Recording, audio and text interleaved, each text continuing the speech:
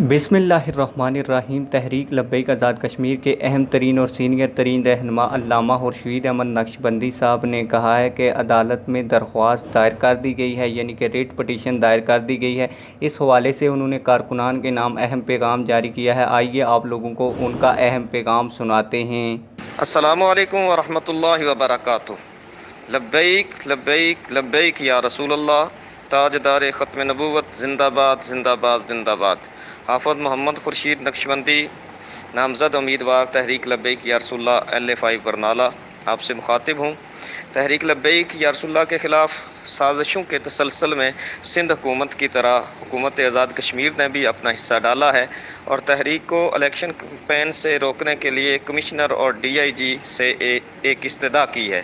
याद रहे, जब तक इलेक्शन कमीशन किसी सियासी जमात को इलेक्शन कैंपेन से रोकने का नोटिफिकेशन जारी न करे, तब तक कोई अदारा भी इलेक्शन कैंपेन से किसी सियासी जमात को रोक नहीं सकता। इस सिलसिले में तहरीक ने कोर्ट में रिट पटिशन भी फ़ाइल कर दी है।